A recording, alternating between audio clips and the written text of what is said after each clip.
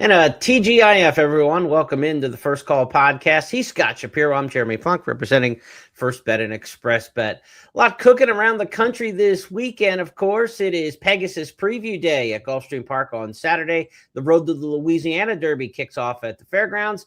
And the trail at Remington Park comes to a close with the Springboard Mile Kentucky Derby points on the line Saturday night. Closing race of the season at Remington Park in that one. So, Scott, we've got a lot and a pretty diverse lineup this week, but the 3-year-olds to be are certainly percolating this week.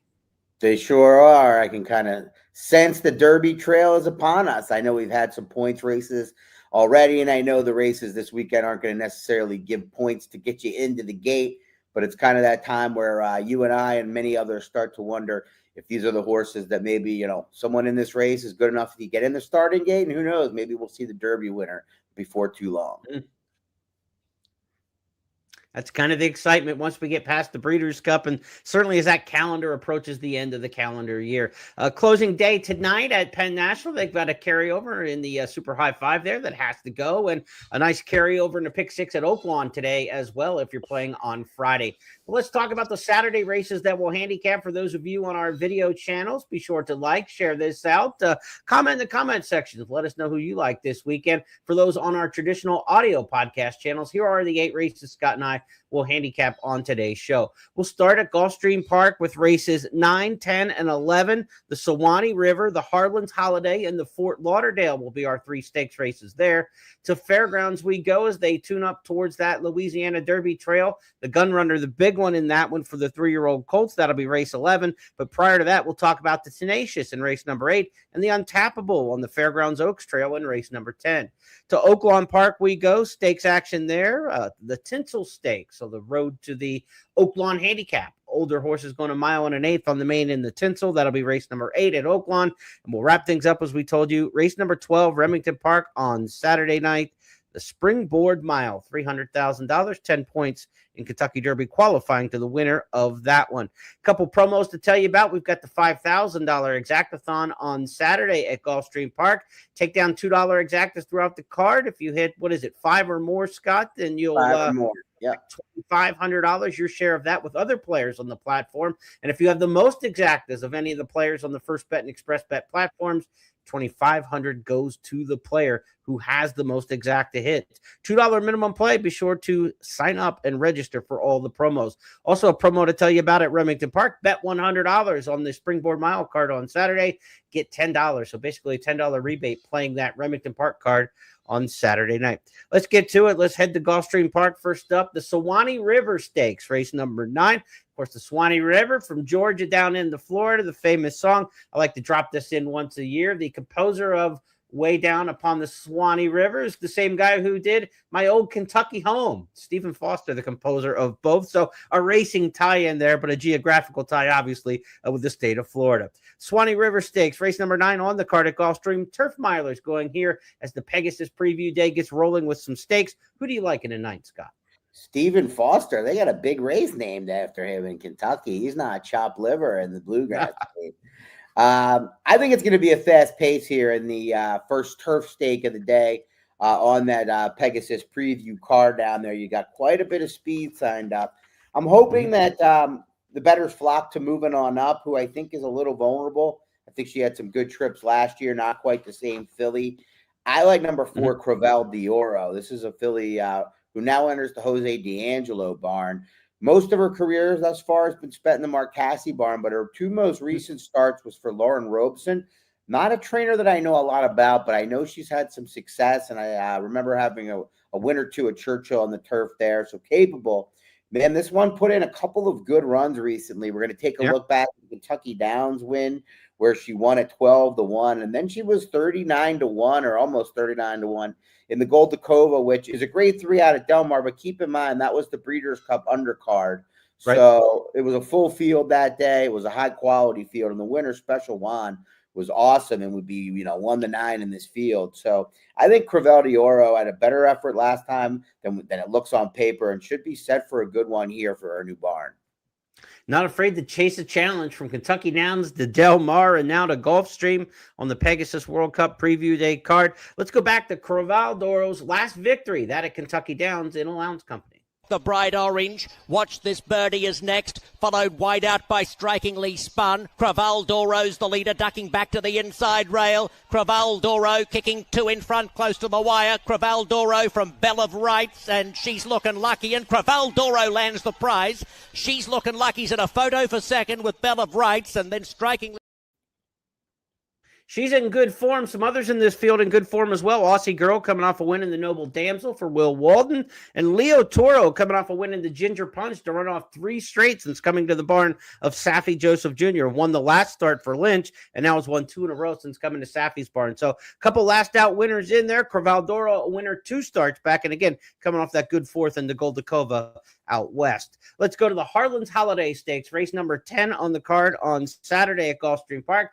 Harlan's Holiday, named for one of the better Ohio breds of all time for sure. Back in 2002, the winner of the Florida Derby, the Bluegrass Stakes, Harlan's Holiday, the racehorse, earned more than $3.6 million. Again, that puts him up there with any Ohio bred probably that you're talking about all time. Now, he had a great 3-year-old year. The 3-year-old year for Poster didn't go as expected, Scott. This is a horse who won the Remsen Stakes last year, and his 3-year-old season just kind of never got uncorked.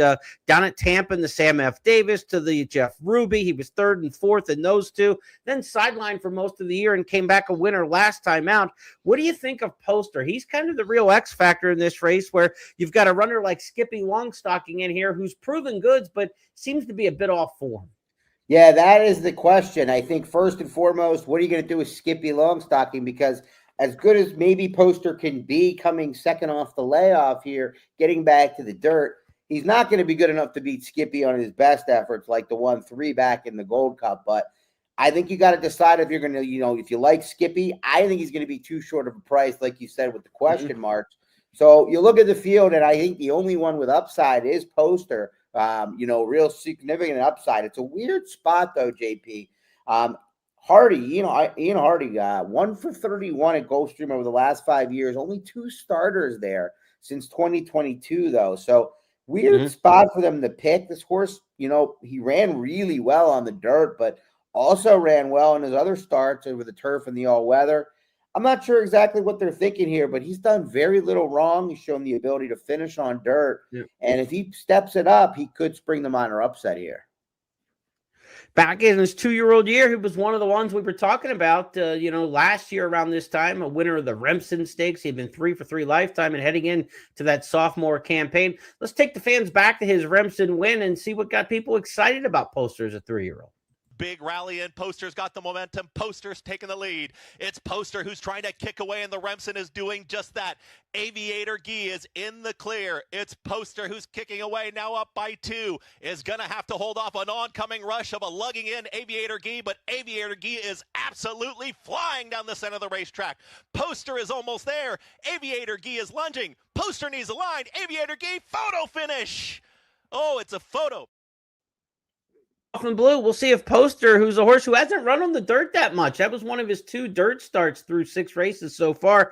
I think maybe they're just trying to kind of give him a spin over the track, kick the tires for the Pegasus World Cup, and see if he's that kind of horse. He's going to have to run a good race here. The Pegasus will be much tougher than this, of course, but at least you get a mile and a 16th over the track here at Gulfstream and see how he handles it. He was in Florida last year, but went to Tampa for that race. And so this will be his first go over the track at Gulfstream Park. Poster against Skippy Longstocking seems to kind of be the matchup in this particular spot. A couple others in here. You've got horses coming off wins like Con Campania, the Chilean in there. Bobby DeBona takes over the training for this one, coming off a win in the handicap ranks. Another handicap winner was Classic, of course, but he's kind of a Florida bred that we know what he is. Like you mentioned, the upside and the horse who seems like there could be some ceiling in here would seem to be Poster. Interesting race. I don't know how great of a gamble it is. If Skippy Longstocking gets hammered and the price rises on some of the others, I don't know. What do you think you might get on Poster? You've got Flavian Pratt there, 3-1 or more. Okay. That's the problem. I don't see it as a great gamble, but I definitely know I would not bet on Skippy Longstocking in this spot. He could win by 10 lengths. Wouldn't shock me at all, getting back home and whatnot, facing lesser. It's interesting, though, with Hold My Bourbon on the rail, that's another Saffy. If he stays in the race, he's got nowhere to go but to the front. So I would think they're going to maybe try to sit just off with Skippy. Maybe it'll heat up a little, and that'll help Poster or Classic, of course. But, Yeah, a little bit of a 2-horse race here in terms of class.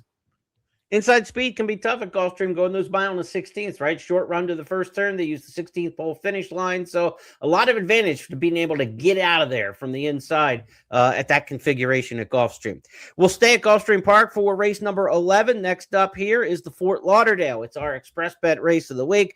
Nice field of 10 in here. Some veterans that we know over this racetrack, and defending champ Major Dude back for a title defense in the Fort Lauderdale.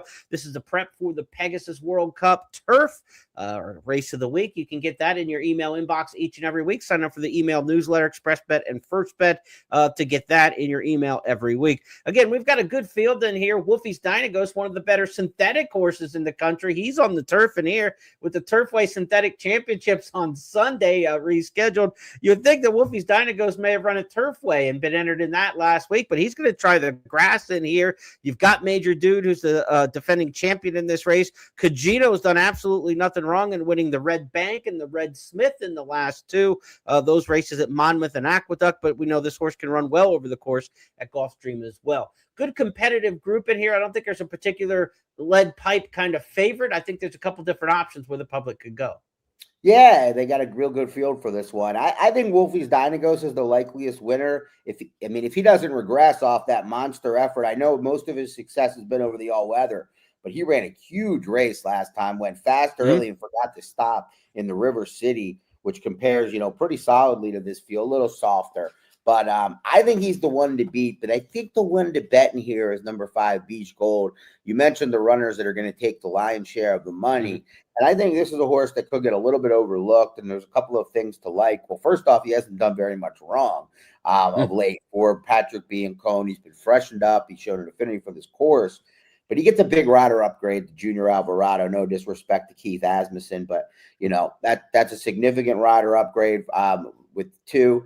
And he was up against it from the, basically taking on the grade 1, the best, turf milers we have here in the States in the turf mile at Keeneland. So he gets a little class relief, and I think he should sit a real good forward trip just off the pace setters. Hopefully gets a good setup. It was Junior and Biancone won the turf stakes last Saturday at Gulfstream, if memory serves me there as well. So they're looking to maybe double back down. Layabout, right? Layabout. Yeah, that's it. Yeah, layabout.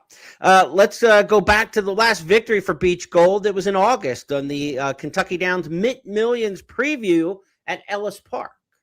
Epic ride to tackle Encino. Epic ride in Encino. 1-2 off the turn. There's Epic ride right alongside of Encino. Mercante is third, covering Camor. Abino Amode from the inside is Beach Gold, who's made up a lot of ground, and he's coming home like a good 3. Good thing with a strong rail rally. Check out Beach Gold at 22-1.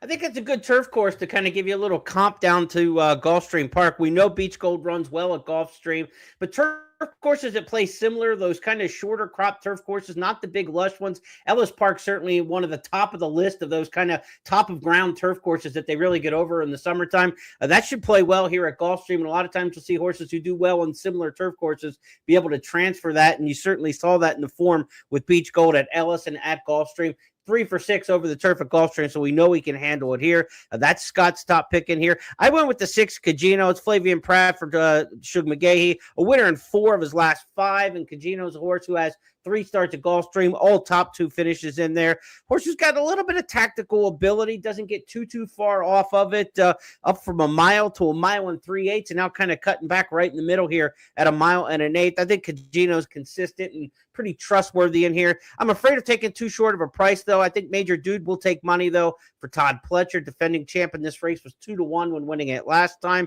He was a big favorite, 3-5 last time out in New York, so he tends to get bet. I'm hoping Major Dude takes some money in here. I don't want to take Cagino at too short of a price, though, Scott. I don't think he holds any major advantage over the field, but I like him best in this group. I think he's the one that's the most likely to run his race, but those are compact fields the last couple of races where he was a short price. So to me, I'm not rushing to bet him, but there's no way I would leave him out. In terms of the exactathon, I'll be playing Beach Gold, King, Beach Gold with your pick and Wolfie's Dynagos. So that's the way I saw that, maybe pressing up with my top pick on top. All right, so 5 with the 6-2, the way Scott's looking at the exactathon. Again, $5,000 exactathon at Gulfstream Park. That's throughout the whole card. Take down 5 exactas, $2 minimum on those exacta plays for the contest. Make sure you play $2 minimums there. Be sure to register for the exactathon. It's just extra cabbage in your account if you hit those exactas throughout the card. And it's not like you got to pick one exacta per race. I mean, it's just hit 5 races. So, I mean, you could have, 10 different exacta plays in a particular race in order to take down the one winning ticket. It's not necessarily you got to go 5 out of 10 in picking, cold exactas throughout the card. So really nice promotion, a chance for you to add some good money into your account. So take advantage of that Saturday, the exactathon at Gulfstream Park. Let's switch up now from Gulfstream, where Pegasus Preview Day is in the books from our handicapping standpoint. And we'll take a look at the Road to the Louisiana Derby kicking off at Fairgrounds in New Orleans on Saturday. We'll look at the Tenacious Stakes. That is race number 8, the Untappable, the 10th, and the 11th, the Gunrunner Stakes.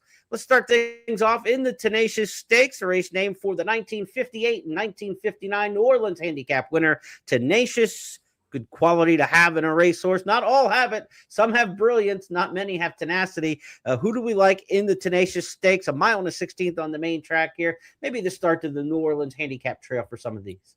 Yeah, you would think horses like Just a Touch and Not This Boy, amongst others, would hope for that. Maybe Corabino, Home Wide.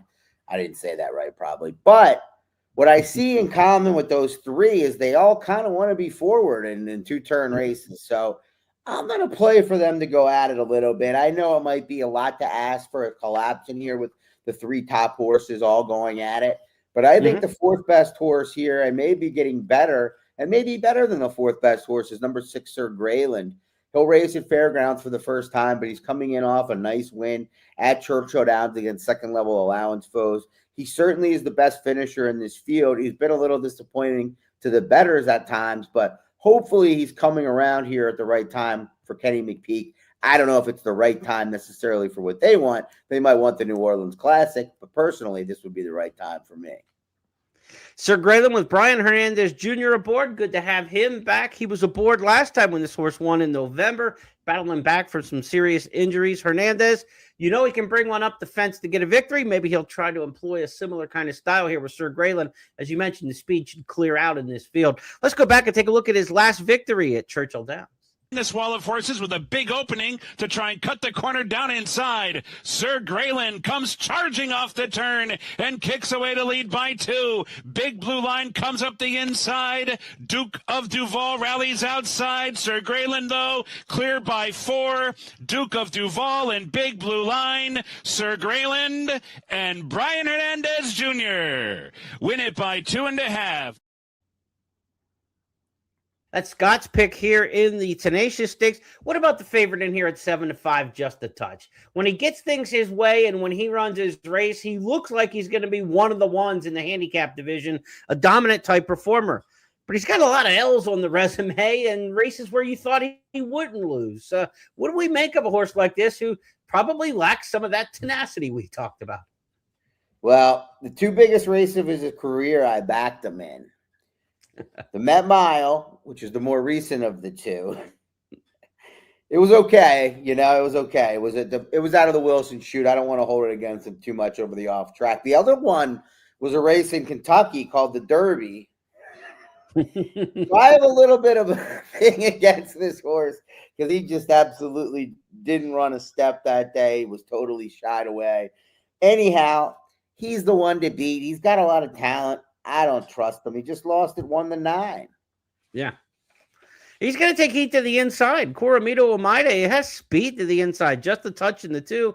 So the 2 speeds in this race are right next to each other. 1-2. Not This Boy, a horse who's 2-1 in the morning line, is a horse who's, for Doug Cowens and Jose Ortiz coming off races where he's gone right to the front and he's to the outside of those 3. There could be a lot of pressure on them going into the first turn here over the course of the mile and a 16th. Doug Cowens, the trainer of Next, by the way, and we all thought Next was retired and kind of out of sight, out of mind. Remember him as the big marathon runner a year or so ago, winning all those races, 1.5 miles, 1 3/4. Apparently he's back in training and looking to make a start here soon. So Doug Cowens' barn kind of heating back up. You're going to pick him in the Classic again? I just really made myself feel crappy about Just a Touch, so I had to bring you along for the ride. But just one thing about not thanks for reminding me that I picked next in the Breeders' Cup. I just admitted I picked the horse. First time in my life, I had the dead last horse. That was a self-inflicted wound, though. What you did to me was a stab in the back. Yeah, this is true. Not this boy. I think this horse has a lot of talent. I thought he was going to have a little bit of a better late part of the year. I think he ran too hard against Hit Show. And I'm a little concerned that we're never going to see the best of them, or maybe you'll need some time off. These are good horses, though, that Sir Gratham's going to have to, really get a nice setup to run down. Let's go to the Untappable Stakes next. Fairgrounds race number 10 on the card Saturday. The Untappable, named for the 2014 Kentucky Oaks winner. She went through that Fairgrounds path, won the Rachel Alexandra, won the Fairgrounds Oaks, and then capped off that really good season in 2014 by winning the Breeders' Cup Distaff for trainer Steve Asmussen. You'd expect Asmussen to be present in a race like the Untappable. He is not, but most of the other regulars in New Orleans are there. You've got Brad Cox, you've got Kenny McPeak, and you've got Tom Amos with potential players in this spot. Pashmina is a horse who's coming off a big win last time out for Rob Atras. Didn't really show much on the turf in the debut at Keeneland, but watch this horse take off in the stretch here and win the first start on the main track for trainer Atras here at the Fairgrounds. Pashmina, one to watch here coming up in the Untappable. Now coming toward the quarter pole. Lit Up is coming with a wide run. Gwen to win in between fillies. Bell of Liberty showed that speed, but has dropped back, and the distant is Plantain. These maiden juvenile fillies homeward bound after 3 quarters in 1 minute 13.64 seconds. Pashmina as Lit Up continues to charge hard on the outside, and it's down to them as Lexico is back in third. Gwen to win is fourth. Bell of Liberty is a spent force. With Ben Curtis, it's Pashmina, the daughter of Constitution, putting a big margin on them today. Pashmina at second asking, won by 9 from Lit Up. Third's close. Gwen to win dived to the finish from... Maybe he's the last stride or two, but that was ridden out until the last, 10 yards of the race there by Ben Curtis. Impressive performance, got a 71 buyer. That stacks up pretty well with most of them in here. Scott, do you like Pashmina coming off that big win, or are you going somewhere else? Well, let's just call a spade a spade. This is not a very legitimate stakes race, You've got a lot of horses coming out of starters and maiden claim. The 5-2 favorite ran in a 50 maiden claimer and just won a starter at Churchill. So let's take this race with a grain of salt when we see it moving forward as handicappers. That's the first thing I would like to mention. Secondly, I can't back any of the short price horses for that reason. Now, Pashmina would be a filly I would use in my horizontals. But, I think number 5, Funny Bunny, is cross-entered in an earlier race on this card, is a little bit sneaky in here. I mean, you look around this field, and like I said, a lot of these fillies have already lost to soft competition, or they've been proven by their connections have proven that they were willing to lose them already. So I think this race is a little ripe. And Funny Bunny for Whit Beckman, this horse was 6-1 on debut in a full field at Churchill for Whit, who wins very infrequently on debut. I thought that was noteworthy. Now, this filly has struggled to get out of the gate in both of her races, so we really don't know how good she is. She definitely showed she could finish in her last race when the blinkers went on. He takes them back off. Lots going on here. Going to be a big price, though, and I just don't trust anybody. I think there's some upside with this filly. And other than Pashmina, I don't know how much upside there is on the rest of this group. That's a good point. I mean, the 2 Have Faith is running starters. The 3 Hit Parade's running starters. The 4 Hurricane Kate broke her maiden at Delta for a maiden claiming tag. Maiden claiming winner number 6, Miss Call, is cross-entered at Remington and looks to be, I think, in the stakes Saturday night at Remington Park, looks to be in a better spot there. Pashmina does have the maiden special weight win. Actus on the outsides won 2 in a row, but they were at Indianapolis and Delta Downs. And my trusty captain, Tom Amos. So it's not like they're actually coming off a lot of Broadway-type performances in this race. You've got one that's run twice at Churchill for open maiden specials. I mean, results maybe not mattering as much as the class of the horses that these horses have been up against. That's the play here. I just can't get excited about it. Even Pashmina is tough for me. Maybe she figured it out with the blinkers and the surface switch, but, that was a 6-horse field where she was 9-5. Off of a race where she didn't do all that much running. So take it with a grain of salt. And with Lasix, and now she's back off Lasix. So you've got to kind of just say, do you expect the same performance? And there's reason to question it if the price is on the shorter side. A tough addition, funny money, funny bunny. Hopefully it'll be funny money for Scott, winning there in the untappable stakes. Kind of a wide open race. I think you might want to use, several in there, as many as you can afford with the construction of your ticket and your budget in a multi-race play there at Fairgrounds on Saturday. To the 11th we go, the featured Gun Runner Stakes, of course, named for the 2016 Louisiana Derby winner, who in 2017 at 4 would win the Breeders' Cup Classic, and at 5 would end his career as a Pegasus World Cup winner. Gun Runner Stakes kicks off the road to the Louisiana Derby, a mile and a 16th, field of 8 in here. Built was a horse who ran, I believe, in the Gun Runner last year, or I think it was last year. He came back nicely yesterday. If you didn't see it, Fairgrounds, Built was one of those horses you thought might be a major player towards the Louisiana Derby series. Was decent earlier in the year, but boy, he came back in a lounge company, looked really, really sharp yesterday at Fairgrounds for Wayne Catalano. So keep an eye on Built moving forward in the handicap division. Which one of these Gun Runner alumni will become horses that we talk about on the trail to the Louisiana Derby? That's what we're going to find out Saturday in race number 11. Post time for that one around 6:45 Eastern. Scott, how do you want to fill out the Gun Runner top pick here? Well, I think this race, the horses I'm most interested in moving forward are not the ones I'm most interested in betting in this race, and that's because there's not a lot of speed on paper. I think Mesquite, Liberty National, probably the two most upside horses, ones that I would, think have the best chance to get more distance. Even Very Connected for Kenny McPeak, who's just got one win by a neck, but I think that one will continue to get better as the distances get longer. But I want to be forward in this race, and I don't necessarily know if the best horse moving forward is going to win it. You've got horses like Crown the Buckeye and Mr. Punch to the outside. Crown the Buckeye, who has speed in the earlier Ohio bred races and has been very good, and I don't want to disrespect, but Jared Loveberry was very cool to sit off the pace last time after breaking okay in that first time going 2 turns. And then Mr. Punch to the outside, I don't quite know if he has the same speed as number 2, Chip Honcho, who's adding the blinkers, gets Pablo Lopez and has been involved early in races along the, shorter races. So I don't necessarily think Chip Honcho is a Derby contender at this point, but I definitely think he should make the lead in here, and that could mean a lot. Blinkers, inside posts. He's shown some speed, stretching out the 2 turns off the 7 and the 1-turn mile. It's Chief Honcho, Scott taking in the Gun Runner Stakes. Let's introduce the fans to him. It up, goes to the far outside. Prince of Light in with a shot still as they come off the turn. They've caught up to Chip Honcho. Here's Marauder. Marauder's alongside, but Chip Honcho has the answer so far. Turn back that first challenge. Big effort from Chip Honcho so far. Marauder's not backing down. Fuzzbuster third. Final 16th. Chip Honcho. Marauder. Chip Honcho. Marauder. Chip Honcho. Big time effort to wrap up the card.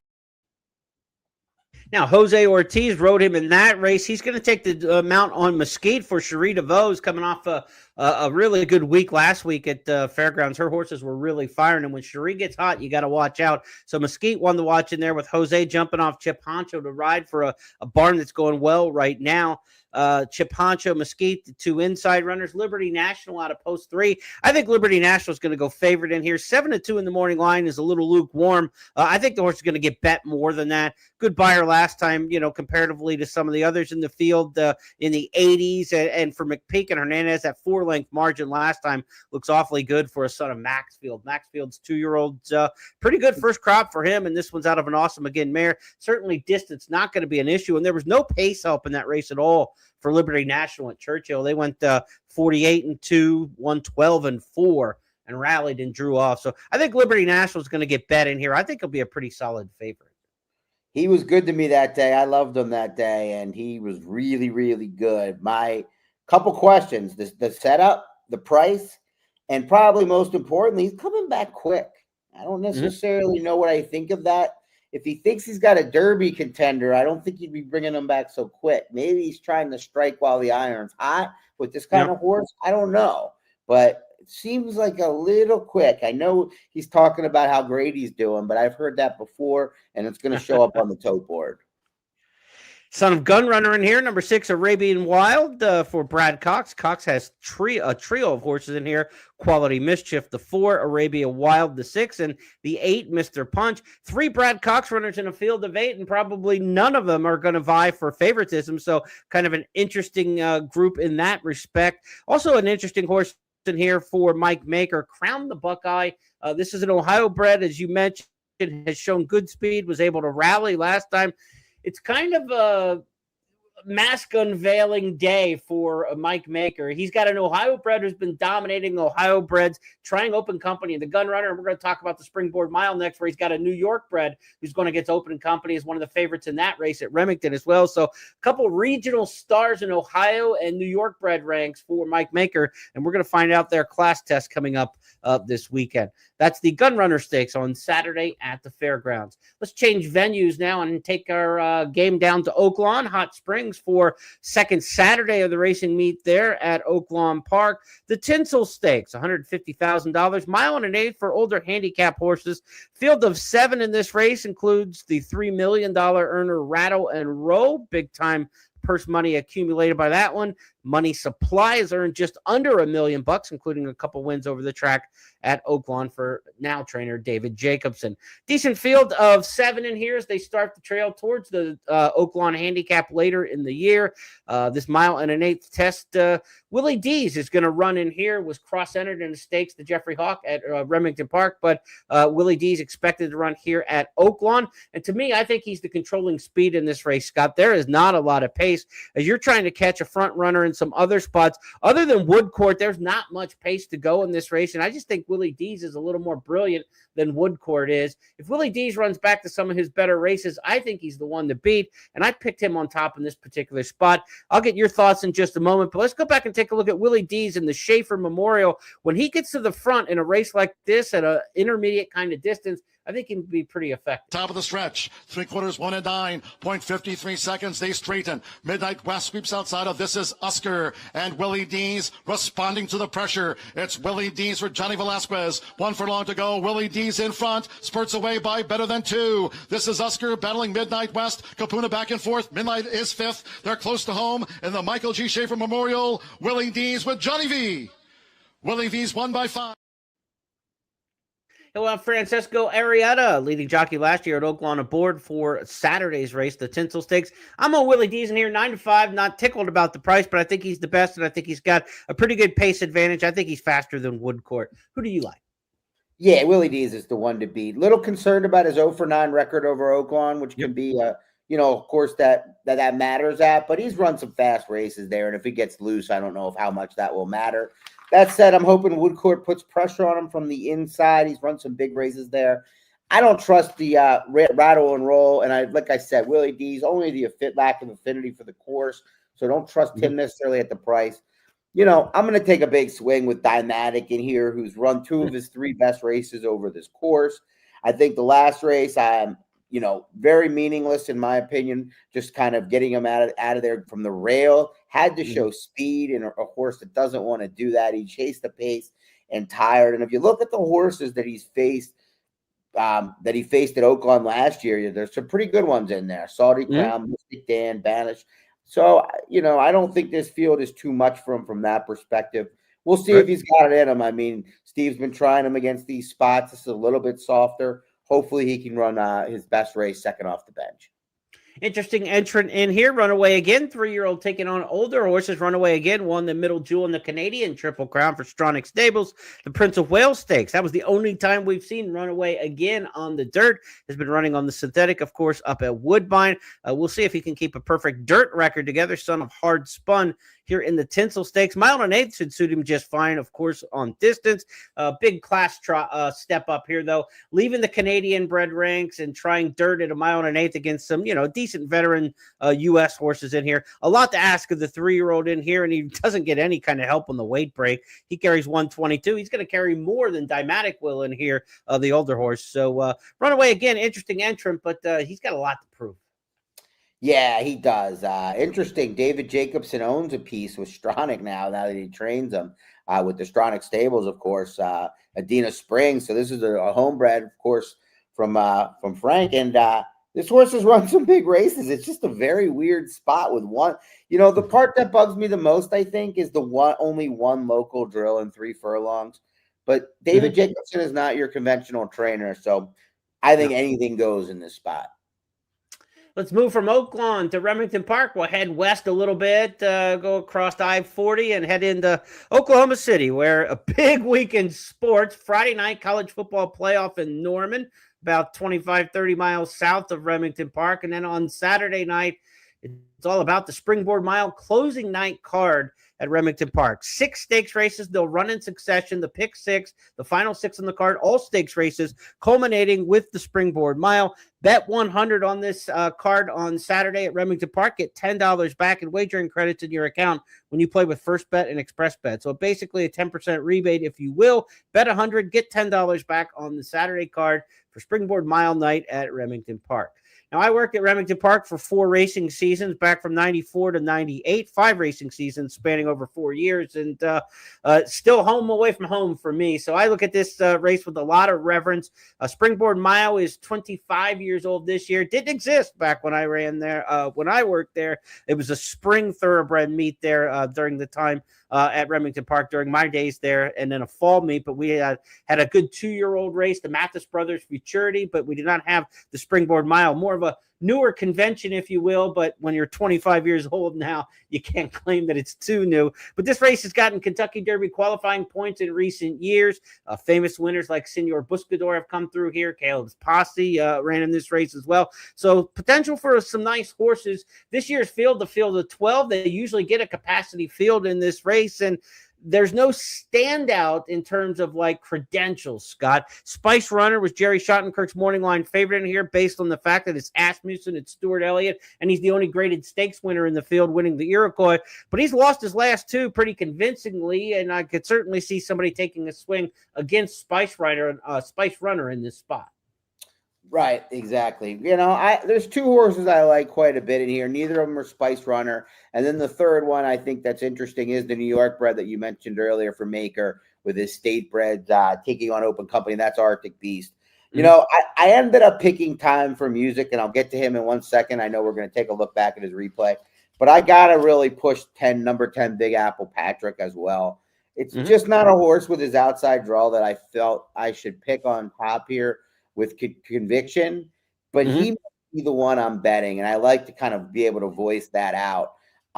He is a serious horse, I think, and he's got to prove himself over a fast main track and with that outside post out of Kentucky, but he's one I would keep an eye on, especially if his price balloons. But Time for Music to me is the one that's going to get the right trip in here. I think he's kind of progressing perfectly for this race. I don't think going to be Steve Asmussen's first Derby winner, but you go back into his races. The Ellis Park debut showed good speed from the rail when the outside was good, got caught up in a duel, no big deal there, then chased the pace in his second start, and then I think he showed the ability to relax in his next couple of starts and finish, which bodes well for his chances here. Stretches out the 2 turns, but not a big stretch out, and I just think he's going to get a really good trip along the inside under Steve's son Eric. You mentioned Steve looking for that first Kentucky Derby win. That's been elusive.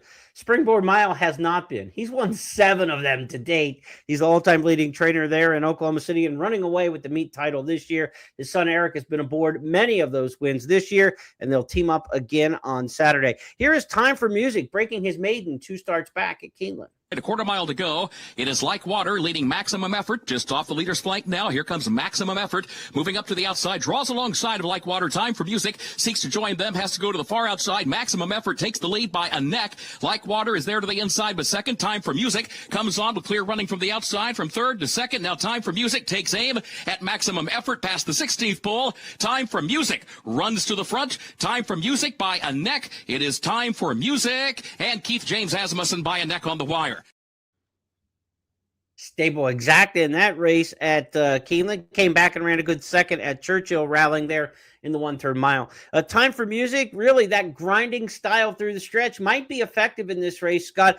Stretching out around 2 turns, several horses here going the mile trip. And I went and looked at the brisk late pace figures, trying to get a little tip in this race on who might be able to finish best. And they're very modest. I don't see a lot of closing kick in here from the horses going from one turn to two.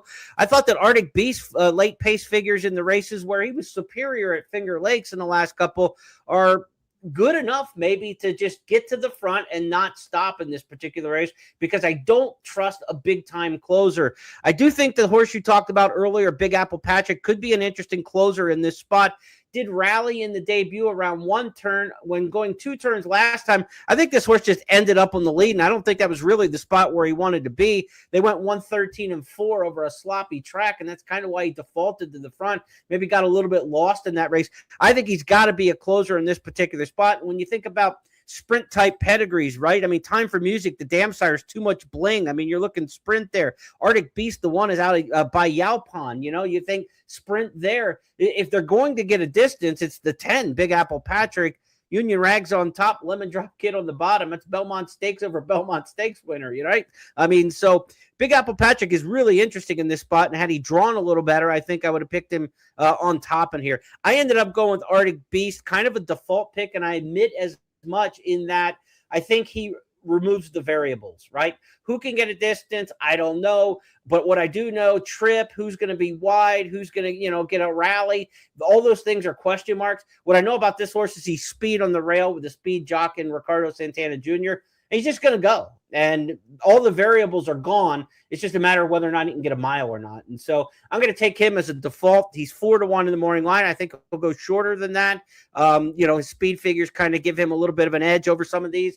And I think the national simulcast audience will probably end up backing him pretty well. So Arctic Beast to pick in here, but I don't have a lot of conviction. I actually would, like you, I kind of want to just bet Big Apple Patrick if it works out that way. Yeah, I'm a little worried. Me, you, and one other sharp person came up with this horse without talking to each other. So maybe this horse is going to take more money than we think. And, the low profile connections, the slop, the tough post won't help. But he's the one I want out of this race coming into it. He's the one I have my eye on for bigger things as we move forward. Obviously, Arctic Beast might be the best here, but I'd be very, very surprised if this horse goes on and, wants tons of ground. Among the locals, keep an eye on number 4, Royal American. This is an Oklahoma bred who's well thought of by C.R. Trout, veteran horseman there in Oklahoma. They thought a lot of this horse in the spring. Were very surprised that he got beat in his first two when narrowly second, but his last two have been good. He's won 2 turns already in the Don McNeil Stakes against State Breds. I know it's a big step up in class in here, but if for some reason the other horses don't get the trip, don't handle the surface, it's not a quirky surface at Remington. Most horses come here and kind of keep their form. I would expect that would happen. But if for some reason they don't, Royal American's the local, the 4 here that you might get a fair price on and worth using in the exotics. And who knows, maybe could pull the upset in the Springboard Mile. That's going to wrap up our handicapping for this week's First Call podcast. Scott and I will be back next week. Regular time, because next week we're post-Christmas on Friday, of course. So we will be doing some handicapping towards the weekend stakes. Want to remind you between now and then, you've got the big opening day at Santa Anita coming up next week on Boxing Day, December 26th, day after Christmas. So keep an eye on all the information we have for you on the website, First Bet and Express Bet for our handicapping towards opening day at Santa Anita. But by the time we reconvene next week, we will be talking on the 26th. It'll be the day after Christmas, and we'll be looking forward to some weekend stakes next week, Scott. Absolutely. So in the meanwhile, best of luck, though, to everybody this weekend, of course, with all the great action at Gulfstream, Fairgrounds, and whatnot. Definitely take advantage of that Exactathon promotion. And happy holidays. Merry Christmas to everybody out there. We'll be back on the other side of Santa. All right. On behalf of everybody with First Bet and Express Bet, our holiday wishes from ours to yours. Have a great one, everybody. We'll talk to you next week.